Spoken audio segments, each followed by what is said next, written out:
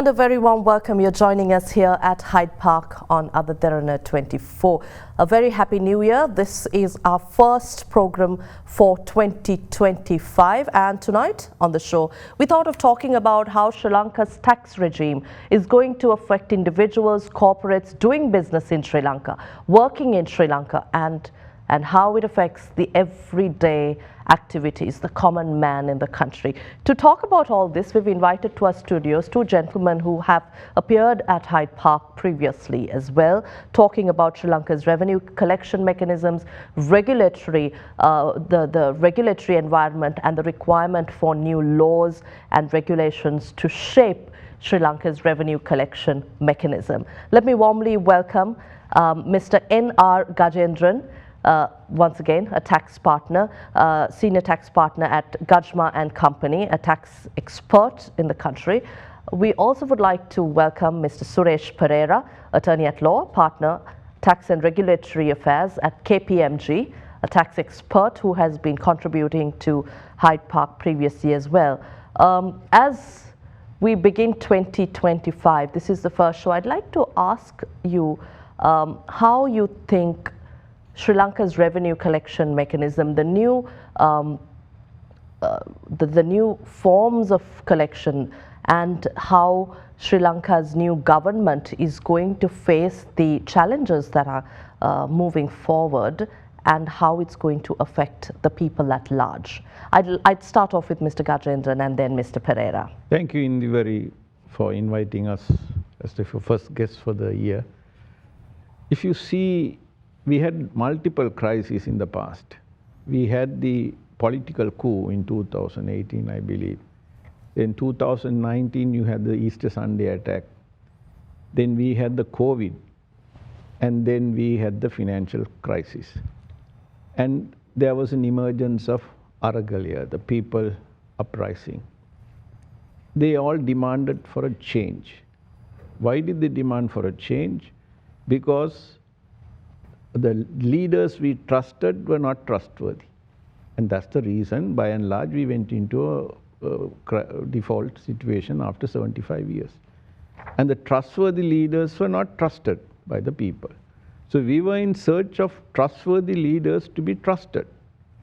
And that's one of the fundamental reason why party, NPP, which had 3 seats, for the first time in the history of this country, had 2/3 and plus on its own accord, 2/3 majority. So the people gave a huge mandate, like never before, because they, all of them believed these people could be trusted for what they say. And they repeatedly said that they will say what they mean and mean what they say, right? So under those things, and it was also pronounced, their manifesto will be sort of the law. And most of the provisions in their manifesto will be implemented. Now, in that pretext, people, one of the, I think I have mentioned even at this forum before, if a tax is unbearable, taxes are essential for governments, for public services, for healthcare, for education, security, government institutions, vulnerable people. You need taxes. There is no question about it. But the taxes were sort of double. The SMEs taxes went up more than double. Individual taxes went up almost, it was double. So it became unbearable. VAT rates was 8%, became 18 and 20%, you know. Purchasing powers eroded. Tax took bulk of the income. So there was a hue and cry that people needed relief. So this government said 2 things. Corporate tax, income taxes, they said they will increase the tax-free threshold to 200,000. And also, I believe they said the highest marginal rate tax will be reduced to 24%. And also, on the VAT side, they were rightfully focused 2 things. One is they said they will say 0 rate for food items, education, and healthcare. And they pronounced there will be a multi-rate VAT system, which is ideally for a country which, if you have an unequal society, we must have an unequal form of tax. Now, but what is happening now is not in the same direction what was pronounced. If there was an error of judgment or the analysis was wrong, then that has to be clarified and this has to be restated, because there is a huge expectation that what was told would be done. So that is the first fundamental issue. How it was pronounced, whether they were researched and they mentioned those pronouncements. I believe they had the analysis also where the variation of the income taxes will be about 160 billion and they were able to collect those taxes. And also if you see, there is no question that we can challenge the debt sustainability. And to my mind, 2028, whether our debt will be sustainable is another debate altogether. Some analysts say we will end up paying more than the original amount for good reasons. That's the way, because the macro link bonds are working. We cannot compromise on primary account surplus. We cannot compromise on our revenue consolidation effort. The last year, with all the effort we are getting, we should hit about 13.9 for 24, and 25 we are looking at 15% of the GDP, which is itself is inadequate. So with all that, whether still at the top line revenue, whether they could have made some adjustments to give the relief that was pronounced. The principle of capacity to pay should have been there. Look at the corporates that is making money. The individuals, employees have been very badly hit because they got a substantial hit on their EPF money. SMEs have been destroyed, right? But the banks have been making huge profits. Surely they could have had something like surplus tax or corporate tax, which I think in last time around we collected about 160 or 180 billion. This should have been about 300 to 500 billion. I have no numbers estimate, but it definitely with the corporate, the profits are showing. That could have been compensated to provide the relief what the people wanted to be given. Now we are just marginally, we are saying 150,000 per month and 118 million instead of 12 million tax-free allowance, and the next slab is going from 1 million at 6%, and there is no low more 12% rate. So everyone expected walk the talk, walk the walk. I hope the government still can do. The budget is coming. We will see. We mustn't overstate or overspeak. Let's see whether these things are going to be focused. Right. I think Mr. Suresh Perera will have something different to add to Mr. Gajendran's comments. Okay, let me add to what Mr. Gajendran pointed out. I think he traced the history with regard to how the taxes suddenly went up. So actually the situation prior to that was in 2019, due to imprudent amendments that were introduced, changes that were introduced to the tax structure in Sri Lanka, there was a drastic drop in the tax collection in Sri Lanka. So in order to rectify that, the policies were introduced, tax rates were increased, both direct and indirect taxes, to policy-wise to increase the taxes. In addition to that, we have also witnessed certain changes, certain new laws, regulations that have been introduced to modify the tax collection also, to make the tax collection efficient also. So now both put together, what we see in the papers is that the Sri Lanka's tax collection compared to the previous years have gone up, but seems that they are not reaching the expected target, but compared to the previous year, there seems to be a drastic increase of the tax collection. In fact, in the latest IMF report also, they have pointed out Sri Lanka's tax to GDP used to be 7 point something, and now it has gone up to 12 point something. So within a very short period, tax collection has gone up. Now, the important thing to analyze is when the crisis hit Sri Lanka, when the taxes were going down, emergency measures were taken to increase the taxes policy-wise. That's what Mr. Gajendran pointed out, the rate increase, how the corporate tax rate, standard rate, which was at 28, increased to 30, but that impacted SMEs who were taxed only at the rate of 14%. Their taxes doubled. So in case of the individuals also, 18 rate went to 36, so it also almost doubled the tax rate. So you can see, in order to fix the problem, within a short period, certain policies were taken. And that has resulted in collection of taxes also. But is that the right thing? Now, like there's another side to the coin. Who got affected because of the sudden emergency measures? SMEs, even the individuals suffered. Now, what I think what we have to appreciate is, now we have the time, we have the mandate also. So we have to be a little bit more diligent, sit and study the tax system and come up with appropriate measures.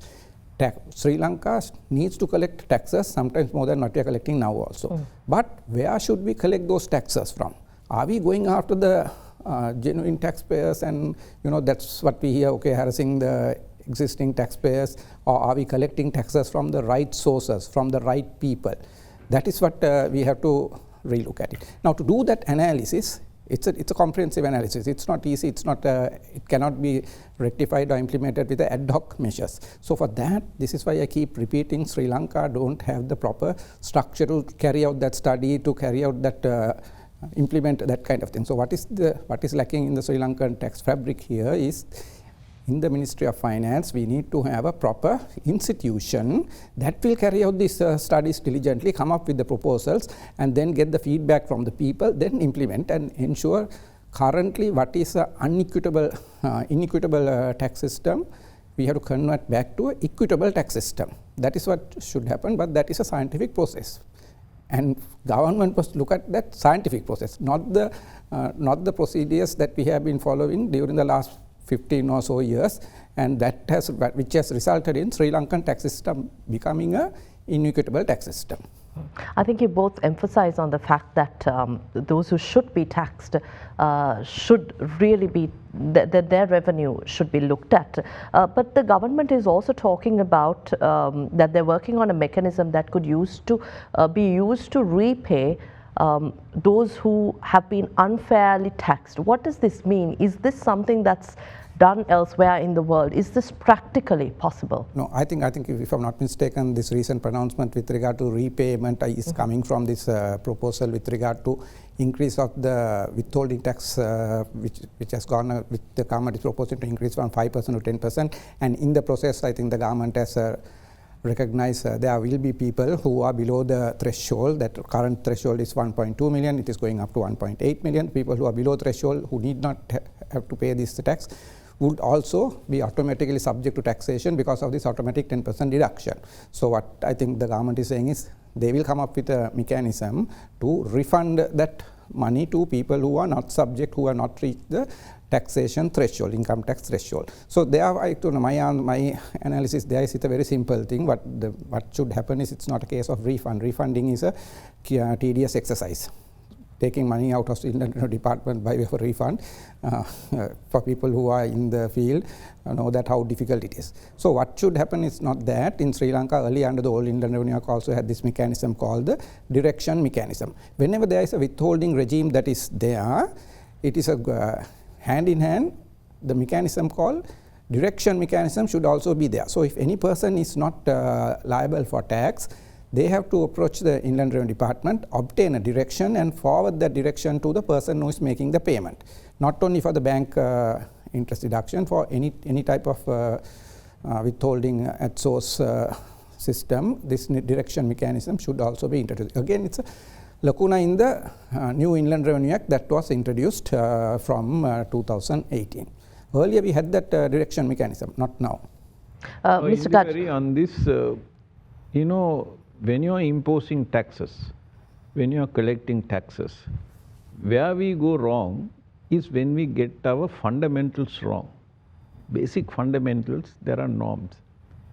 There is no necessity for anyone to pay any tax which is not due to by him and expect a refund.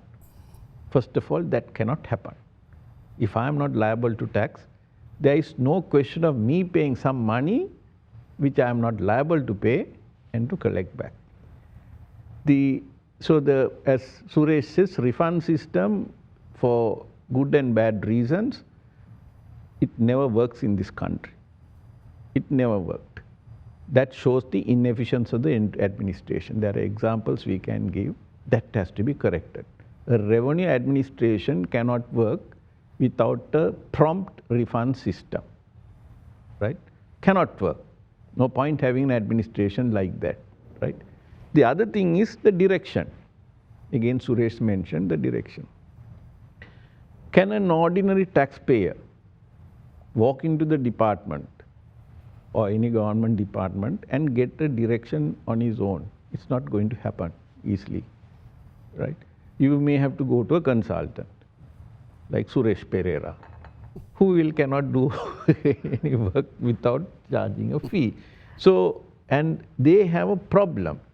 Direction also, they ask question, it doesn't come. Sometimes the direction comes late. By the time the damage is caused. Can we also explain this direction? Direction is, that is, now say you are having 150,000 rupees income, it's only interest income, 10% is deducted, say. So, I have, before, to prevent the deduction, I go to the department. That mechanism is not in the law. You go and get a direction to say my income is this. Then that fellow will ask so many questions, and that will going to take time, right? And if it takes 3 months, 6 months, 1 year, for that period, interest is deducted. And this poor guy will have to go, tax will be deducted, he had to go for a refund. So the direction system also doesn't function efficiently. It just takes time, right? And people have a problem to the smaller rung. The big guys, no issue. They can hire people. The small people can't afford these things to be done. The best thing they should do, which was done in the past, because they introduced a policy system, they will say you can go to the department and get your things sorted out. That's not going to work. They had a self-declaration system. Why are you introducing this withholding system? It is only generally for cross-border, not for local transactions. If you are introducing withholding and increasing the withholding, it's another indication of inefficiency of the system, right? If the system works properly, there is no need of a withholding system. What do you mean, a withholding tax on your income's interest accumulated? If the income is within the country, there is no need. If the efficient system is functioning, you don't need a withholding system. Withholding system was brought by and large for cross-border transaction. Money goes out, before that you take the money because the money can be lost. If it goes for cross-border transaction, the taxing rights of a sovereignty is not eroded because of that you withhold.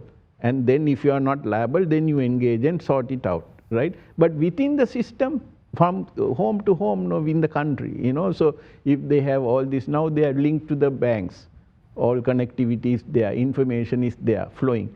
You don't need. You can use in digitalization or your RAMIS system or whatever it is to see whether people are disclosing properly. Okay, you still have it because till you put the house in order, which we are trying to do for so many years, which we have not done. So still, then what you go for self-declaration. Taxpayer should be, you must first trust the taxpayer. We are not trusting the taxpayer. We are trusting the withholding agent. But do you think in Sri Lanka, the taxpayer has the knowledge or tax literacy really to comply with these regulations? Because for a long time, the ordinary citizen hasn't been in the practice of paying taxes. That's the same point I'm trying to say. The same point, because it's so complicated. But here the fundamental is when you get an income, if that guy knows my income is less than 150,000 rupees and month or 1.8 million a year, he's not liable to tax. And if he, for the even next 1 million, he's going to be 6%. So he's not going to come to 10% rate. So he might have about up to 2.8 million income, which is not going to hit 10% rate of tax, right? Or even more. So he should make his own declaration. My income is less than this. I mean, earlier we had a system like that. Self-declaration to be accepted. Then this system can work to some extent. Then it has to work. Self-declaration has to come. Otherwise, this is not going to work. Right. It simply it has to, and we had it, right? But the point is, people, their self-declaration may not be accurate. Okay. So that's another matter. There again, the efficiency has to come. Mr. Perera, I also want to talk about tax literacy here among people. Mr. Gajendran talks about simplifying it, making it easier, and not to go into such a tedious task as you mentioned before as well. But withholding tax from 5 to 10% and increasing the tax-free threshold on income tax to 150,000. What kind of an impact does this have from a fiscal point of view for government collection, and then separately on the common man, the professionals? Yeah, I will answer that, linking to what certain things Mr. Gajendran pointed out. Rightly, he pointed out that in the past, in addition to the deduction mechanism, at one point we've had the self-declaration system also. That is where basically the depositor gives a declaration to the bank stating his income level, and the bank whether bank decides whether to withhold or not, depending on the content of that self-declaration. Right. Now, again, he pointed out that if the things are happening efficiently, withholding system need not be in operation. Which means no withholding taxes is necessary in Sri Lanka. This is the tricky thing here. We are living in a practical world, we are living in Sri Lanka, right? So we have the tax liability is one thing. Collection of the tax liability is implemented in two ways. One is the withholding mechanism, withholding tax. Now, withholding tax is not a separate tax like the income tax, VAT or SSC. It is only a collection mechanism. The other collection mechanism is self-assessment, where the self-declaration is done and you pay on your own, right? Now, when we rely on collection of the taxes purely on self-assessment basis, self-declaration basis to the Indian Revenue Department, this is where the integrity of the taxpayers coming. So, in a third world country like Sri Lanka, depending on that integrity of the taxpayers is little bit difficult. You know? So that's where the tax evasion Sri Lankans comes. are not the men of integrity. No, that is in third world countries. So basically, when it comes to collection of the taxes, you need to rely to a great extent on the withholding mechanism. So at the same time, the withholding mechanism brings in other problems also. So we need to come up with these solutions, such as the deduction mechanism, the self-declaration system to the banks, that kind of mechanisms, right? At the same time, there is another side of how to say, disadvantages with regard to the withholding mechanism also. Let me explain. Now, at present, the withholding is only 5% with regard to the interest. The problem that is there, we find at the Inland Revenue Department is when the taxpayer files a return claiming the withholding taxes that are withheld by the withholding agent and claiming the credit, producing the withholding tax certificate given by the withholding agent, Department of Inland Revenue, due to their inefficiencies in matching whether the withholding agent has remitted the money with the money withheld has been remitted, and they can't trace it, they can't match it. On that basis, they don't give the credit to the genuine withholdee. So there is double jeopardy. His taxes are being withheld at source. At the same time, now he is not being given the credit for the taxes that have been withheld by the Inland Revenue officers due to their administration malfunctioning, or whatever you want to call it. The tragedy in his point is, what he is trying to explain, if I am this thing is, you are not trusting the taxpayer, you are trusting the withholding agent, and you are trusting the institution to give the withholding credit, and you don't get the credit. Correct. So this is a genuine problem. I mean, it's a tragedy for the taxpayer, and he has money is lost, and he might have to end paying that tax again. And which means they continue, they pay for a second time. So correct. So this is where I advocate this concept of the tax ombudsman. Now, this is where when this kind of grievances are there, right now what is happening is, okay, Mr. Gajendran keeps saying that I'm very expensive tax consultants. The taxpayers have to keep going to tax consultants and then go under the appellate proceeding. So you go and appeal to the Commissioner General, you go to the Tax Appeals Commission and appeal to get this genuine tax credits where the law permits it, but it's not happening. So but doesn't this mean that if you have this institution called the tax ombudsman, this is going to be an inexpensive and convenient method for an aggrieved taxpayer to take his grievance to this authority, tax ombudsman. Then tax ombudsman, when the tax ombudsman checks the withholding credit, and if he has the statutory power to give directions to the orders to the Commissioner General, this taxpayer has the withholding tax credit, why are you not giving him credit? You know, that is what should happen. So in other words, when you have this kind of withholding mechanisms and with these problems that are coming from the system, it is very important that we should have this concept called, the institution called the tax ombudsman being established here in Sri Lanka. Prior to this, we have had it, and in fact, 2 times in the near last, I think, 6-7 years, last 5 years, I believe, 2 times it came in the budget proposals, but not implemented. So to me, now there's a question mark. Why is this budget proposal, twice it came as budget proposals, not being implemented? Budget proposals, which means the tax ombudsman has not been established. A tax ombudsman to be established. So a tax ombudsman has not been established, although pronounced by the budget. It was pronounced twice over, but it was not implemented. But I think that's a very good point. In the past, in Indeewari, we have had tax ombudsman, right? End of the day, nothing works in this country sometimes. That ombudsman also became a vegetable. There was one, I can mention that he was a judge, Paranagama, correct? Justice Paranagama was the ombudsman, Maxwell Paranagama. He tried to do a very sincere job, but he didn't have the teeth. He will tell the revenue, do this, right? They won't do. This is to the Inland Revenue Department. The ombudsman is an independent person. People went, took the grievance there, and he saw, and he used to, but he had no teeth. He had no overriding power, right? So these, what the examples of withholding credit should not be assessed, first of all. They are assessing, they go through the hearing, Commissioner General doesn't give relief. They know they should give the relief. You go to the Tax Appeals Commission, there also most of the decisions are in favor of the department, Tax Appeals Commission, right? So it is there, it's like a rubber stamping authority, right? So what do the taxpayer do? He has lost his money and he has to pay again. I have a number of other areas to talk about. I know we are focusing on withholding tax, but before we go in for a short break, I'd like to maybe address the question of who should be taxed. Where should the money come from? Now, it looks like the government was initially promising that the common man, the individual, the professionals will be relieved. But while at the same time the income tax, the tax-free threshold was increased, there is withholding tax here as we talk about, and there are other indirect taxes also affecting the common man. So where do you suggest this tax come from?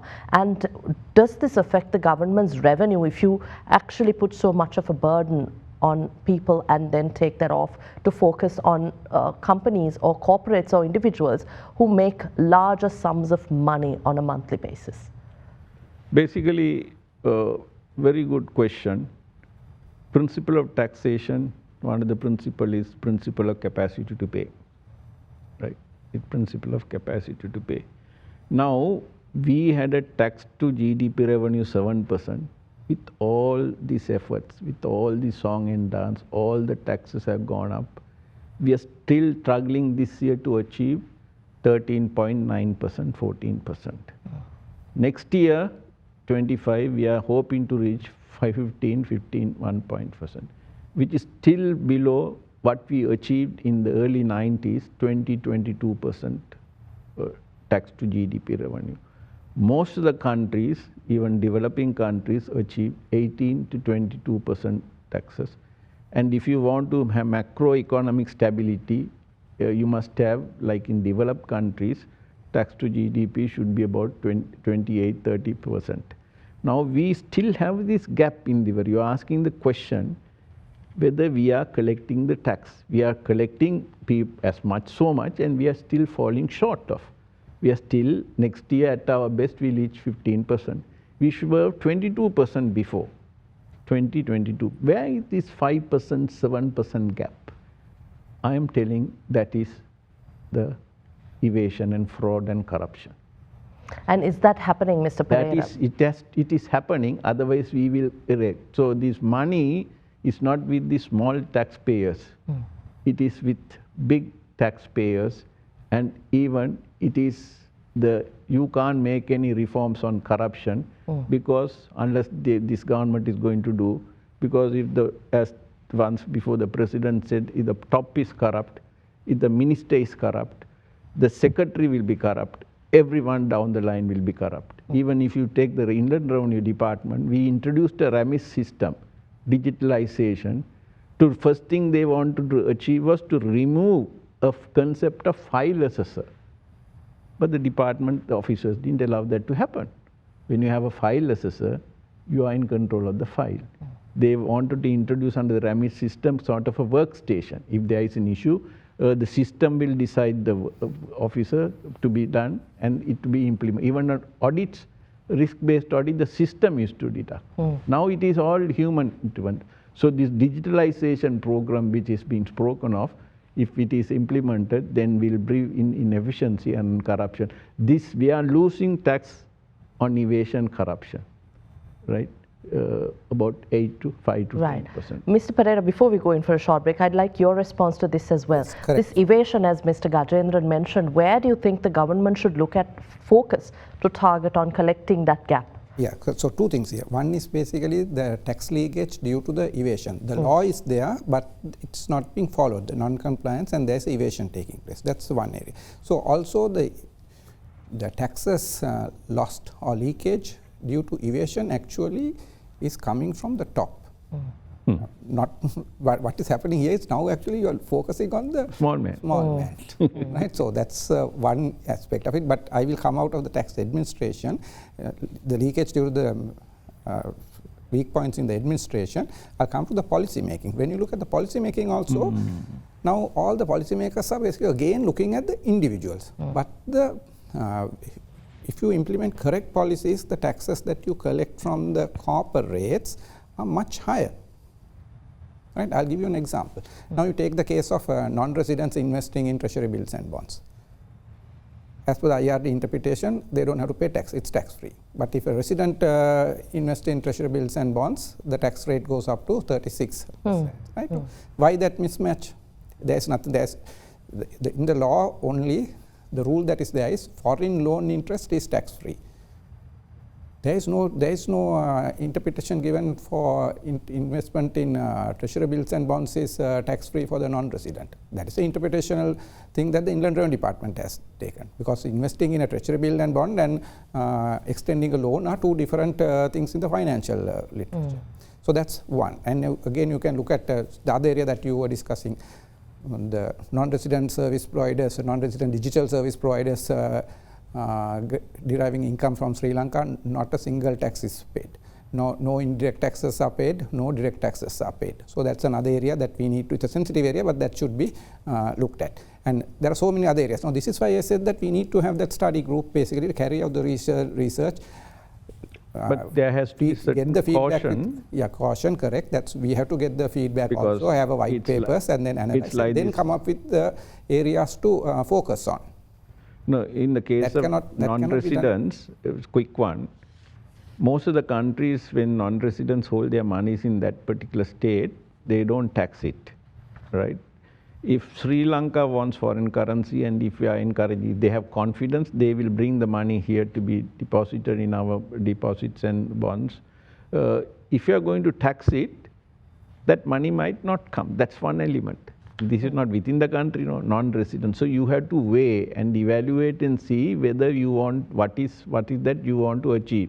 Our biggest problem this country has is our foreign currency deficits. So with this can help this thing. Digitalization is another topic which we have to see whether we are going down the right path. Other countries have gone, like India and all, they have equalization levy. It is more in line of income tax. It is not consumption tax. So we are going into an area of new thing of consumption tax. Of course, there are certain countries, reports are there.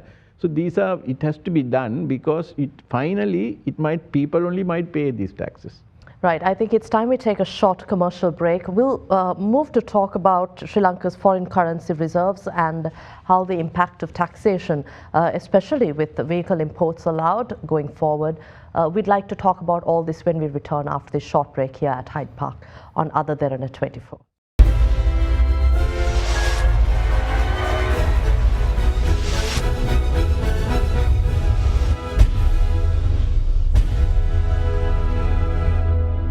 Welcome back. We are in discussion with Mr. N.R. Gajendran and Mr. Suresh Perera, tax experts, who are breaking it down to us as to how Sri Lanka's revenue mechanism should be well targeted to ensure that Sri Lanka reaches maximum revenue capacity while also not burdening the common man, the individuals who need support as the economy grows. Mr. Perera, I'd like to talk to you about price controls. This month, or at least December, the past month, we've seen a lot of issues in terms of rice shortage, to talking about coconut prices, to a number of household items that we have been in discussion. But a major complaint has been about the tax, the commodity prices, as well as price controls then being introduced by the government. How does this really affect not just the market, the people, and the prices being passed down to the people with increased taxes on these commodities? Okay, so now when you look at the Sri Lankan regulatory framework, we do have the Consumer Affairs Authority Act and the Consumer Affairs Authority. But that does not have any link to the taxes, right? Now, I think the topic that we are talking here is when government wants to give government wants to give relief to the consumers, they bring down the taxes. They abolish the, let's say the good example is the exemption being granted for locally made milk and the locally made yogurt. Now the intention of the government here is that the prices at the marketplace of these two products will go down. But for that purpose only, the amendment is being effected to the VAT Act and abolishing the VAT on these two products. But actually, does that happen in practice? Let's go back to 2019. In 2019, there was many measures that were taken in relation to the VAT regime. The threshold, the VAT threshold was increased, the rate was reduced. So much as so, basically, analysts point out that nearly 500 billion taxes were lost to the government at that time. But did that money actually go down to the consumers? Did the prices of the goods and services come down in 2019? The answer is no. Though the government, with the noble intention of bringing down the prices, provided relief, it did not go down to the... You mean the VAT exemption that was the reason for even the downfall of the government was not actually passed down to the people? Yes, exactly. So what happens is, because there's a lacuna in the Sri Lankan VAT Act, we don't have what is called this anti-profiteering clause. The middleman, the trader basically gets that benefit. So we have to have a rule in the VAT Act which is called in common basically as an anti-profiteering clause that will ensure the traders do not keep the margin, that they pass on that VAT benefit to the consumers. So that for that we need a important amendment to the VAT Act of Sri Lanka. So we will see basically in the coming months after the VAT is removed from yogurt and the milk, whether prices of the milk and yogurt will actually come down. Do you think that the consumers will not benefit as a result? Well, the human behavior is that traders will try to get that benefit to themselves if you don't have loss. What do you think about it? At the end of the day, it is the market forces. Suresh has a point on anti-profiteering law, but where that law should come is another matter. But before that, these price controls never work because you must allow the market system to work. But in other countries, you have antitrust laws to deal with monopolies, duopolies, or oligopolies. Now, if you see our rice problem is a oligopoly situation. Few people are controlling. Then there has to be a legislation brought to broad-based competition, right? Broad-based competition. And you can't bring price control and control, because if you see the rice import price, I am told, with the taxes, the price the traders will have to sell will be definitely more than the control price. So traders won't bring. So this price control is one thing. So you have to have this anti-monopoly, duopoly law which has to be implemented. Of course, then the government has to have the guts to bring those laws, because these are big players. Very big players, they can make or break governments. These big players, even if you see history of US, even one of the largest IT gurus was threatening that he will move to India if they impose more antitrust laws for the IT industry. So these things have to be managed in that way. You know, the revenue law, whether we should bring that this anti-profiteering into a revenue law is another debate. The revenue law is the collection mechanism of taxes. Those guys are not specialists on anti-profiteering. So it may be if at all, they must bring it under the Consumer Authority Act, or where the specialists you need to do. But at the end of the day, it is the market forces. End of the day, it's the market forces. You can fix prices. Then what will go? It will be people. There will be black market. So, you know, this anti-profiteering thing, how it works in other countries is okay. The law is there in the VAT Act, but there's a separate body called Anti-Profiteering Authority that enforces and implements. Yeah, correct. So probably we can bring this to give this power to the Consumer Affairs Authority for the implementation. But basically, the government's job is to broad-based competition. You know, there will be more players to be encouraged to be brought into players without not allowing monopoly, duopoly, oligopoly situation, because there will be cartels that will be formed. If it is the 3-4 players, there will be a cartel formed. It will be in any industry, it can happen, right? It can happen in service industry, it can happen in industry. You were talking about broad basing and allowing competition, healthy competition within the market. I also want to go back to the 18% VAT on non-residential digital service providers to Sri Lankan consumers. And although local providers from January 1st of last year have been subjected to VAT, how will this introduction of VAT on digital services or non-residential digital services really impact the services provided to Sri Lankans? And does this really create that digital economy and allow us to move forward with this kind of introduction? Yeah, so basically this, creating a level playing field between the non-resident digital service providers and the local digital service providers is very important if you want to promote the digital services in Sri Lanka. So right now what is happening is there is no level playing field between the local players and the foreign players. Foreign players are not liable for income tax, they are not liable for social security contribution levy, they are not liable for VAT. Whereas local players are subject to all 3 taxes. So their pricing is going to go higher than the non-resident one. So there's no level playing field. So apart from the loss of revenue to the state by not taxing the non-resident digital service providers, by not doing things, we are basically killing our own local digital service providers. So in order to create parity, in order to create a level playing field, also from that angle, also in order to promote the digital services industry in Sri Lanka, it is important that both parties should be given the same criteria, the level playing field. Right. Mr. Gajendran, the SMEs, the engine of Sri Lanka's economy, the engine of growth, we say, have we wiped out their ability to really survive these shocks in the economy, and how does the tax regime really play? So it's a tragedy. If you see, I think many people, have some 246,000 SMEs have crashed, gone under.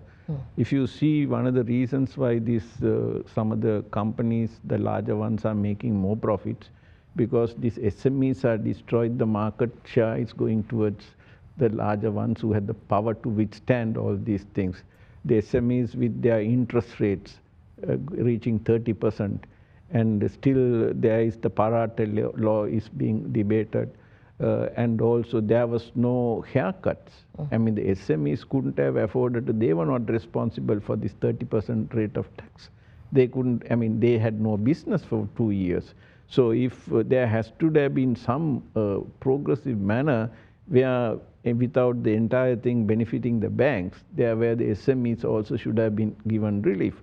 You destroy the SMEs, you destroy the country. But these banks have been making profits over these difficult times. Yeah, so that's the call that the government has to take. The SMEs, some of the interest has to be parked for a long-term debt. They can't pay. Now, for 2 years after COVID, they couldn't function. It is not their fault. The interest rates going up, it's not their fault. So the larger man can survive, the bigger man can survive, the smaller guys can't survive. So, and also in addition, of course, many of them didn't have profits. The guys who had profits also, they went with, as Suresh said, from 14% to 30%. So it was a double whammy for the SMEs. And so basically, the SMEs will you have to restore them, revive them, sustain them. And that is the job that the government has to focus. They were talking of a separate bank to be created and things like that. These things has to move fast to bring back SMEs back on track. Mr. Perera, vehicle imports, I think that we promised to discuss about that very quickly. While custom duties on vehicle imports will resume with the resumption of imports, can Sri Lanka really handle the foreign reserves, the outflow from the reserves, given the current situation? Yeah, again, this is a very sensitive issue.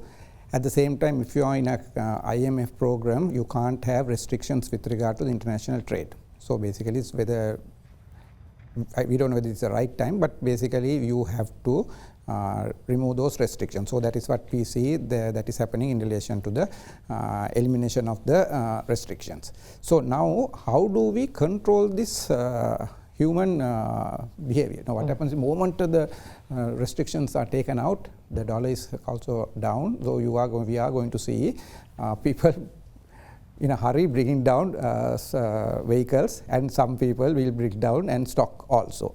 So government has come up with a kind of a mechanism, but I don't know to what extent it will be successful. And also, this is also an opportunity sometimes for the government to collect more revenue for the state during this interim period. Because moment the restrictions go out, you will see during the first 3 months, 4 or 5 months, people importing at a rate.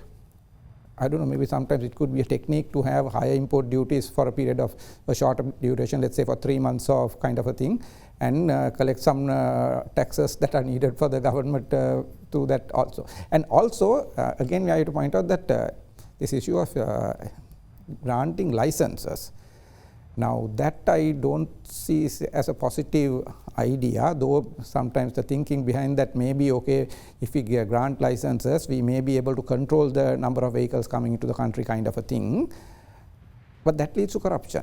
In 1991, when Indian PM Manmohan Singh took many measures, one of the measures was to basically deregulate and to cancel all this license raj. Now, what we are doing here is I don't know, this is a bad omen. Basically, we are bringing the licensing system with regard to the importation of the motor vehicles. I think you mentioned Dr. Manmohan Singh, the architect of India's economic reforms, the late Prime Minister of India. I'd like to mention again, India never went back to 1991. After 1991 to the IMF, you gentlemen have continually spoken about how Sri Lanka can put our economy right in order to prevent really going back into crisis as this and having to borrow from the rest of the world. But we have only very few minutes. The closing remarks from you both. I'd like if you can also address the property tax to wealth tax to SWAT very briefly, shorting the closing remarks. Mr. Gajendran. We mentioned about the great leader Manmohan Singh. It was in the 90s, I think, when he was the finance minister, Narasimha Rao was the president. They had few days of foreign currency. And Narasimha Rao said to Manmohan Singh, what can I do? What can we do? He said, you have to depreciate the rupee by 20 to 30%. Narasimha said, look here, and he said also to the Prime Minister, if you do that, all your members of parliament, ministers are going to be up against you because they can't face the people. So he was not going to do that. But in 20 minutes time, he called back and said to Manmohan Singh that I am going to depreciate the rupee. Manmohan Singh got excited, ran to Narasimha Rao and said, what has happened? What did you do? No, I spoke to the leader of the opposition, Vajpayee. He's the only honest guy. He is a person in this parliament, one of the few guys I can trust him. And when he asked him, he said, yes, that's what you should do. And they depreciated the rupee, and the opposition didn't raise any voice. And that was the start for the revival of the Indian economy, where they stopped going to the IMF and was not dictated by the IMF there again. Here again we are going, if you don't manage ourselves, if we misbehave ourselves, the neighbors will come and say how to behave. That is what this IMF is doing. You can't find fault with the IMF. We have to put our house in order. Of course, there are so many factors involved. The main issue that we have to manage is our foreign currency, because like a country which has an international currency, they can't print money. Rupees you can print, that is also restricted. But foreign currency, when you go short, you go broke. So we have to manage this foreign currency, debt sustainability. It's all about managing this foreign currency, how we are going to build reserves, how we are going to have buffers reserves, how we are going to be ready to the vulnerabilities of external forces and the big players and national disasters. So it is a scientific process, a research-based process. Right. We must go in those lines to survive. Mr. Suresh Perera, I think you mentioned Dr. Manmohan Singh. Mr. Gajendran mentioned the late Prime Minister of India, then opposition leader in 1991, the late Atal Bihari Vajpayee. I think we don't have to look too further away from Sri Lanka. Right next to Sri Lanka, a gigantic economic reform has happened and India is growing. So if you can give us the closing remarks for tonight. Yes, I think we have to be soft with regard to the government that has been elected right now, because they have been in power for a few months only. But at the same time, the government should also keep in mind there are challenges that will be coming specifically in 2028 when we have to start repaying our payments. And during this short period, 1 year or 2 years, we need to prepare for that. In other words, we need to strengthen our economy. We need to ensure that our exports are happening. And for that, also, we need to look at our tax system is also changing. We can't basically continue with the existing system. Right now, we are comfortable again. So, but if we keep going without preparing for the big day, we are going to have a tough time when the big day arrives in 2028. So, in other words, we need to now start doing long-term planning and move away from the short-term emergency planning that happened 2 years back. Specifically coming to the field of the taxation, where we relied on the uniform tax rate of 30%, I think we need to deviate from that, and we need to look at that's theory. Tax is a tool for repricing. In other words, tax is a tool to promote the preferred industries. If we keep using standard policies, the standard tax rate of 30%, we are going to see right now the SME sector is dying. So we should not allow that thing. So now that's where the changes are needed, and for that you need to do proper long-term planning. For that, first you need to create the ecosystem, the infrastructure. I keep repeating this thing. You need to have those bodies, the committees, basically planning and coming up with proper proposals to be implemented. Living day by day is not the answer. One word of caution is the government should have the eyes and ears open on the issue of conflict of interest. Right. I think that would be a topic for yet another day here at Hyde Park. That wraps up tonight's edition of At Hyde Park here on Other Derana. Thank you very much, Mr. N.R. Gajendran. We were in discussion with you about tax regulation and other matters affecting revenue. Thank you very much for your time here at Hyde Park tonight. And also Mr. Suresh Perera, who has also regularly contributed to at Hyde Park. Thank you very much, Mr. Perera, for your time here at Other Derana. We were in conversation with Mr. N.R. Gajendran, Senior Partner at Gajma & Company, and Mr. Suresh Perera, Partner on Tax and Regulatory Matters of KPMG. We will see you again next week at yet another discussion here on Other Derana. Enjoy the rest of the evening, and we wish you a prosperous year ahead. Good night.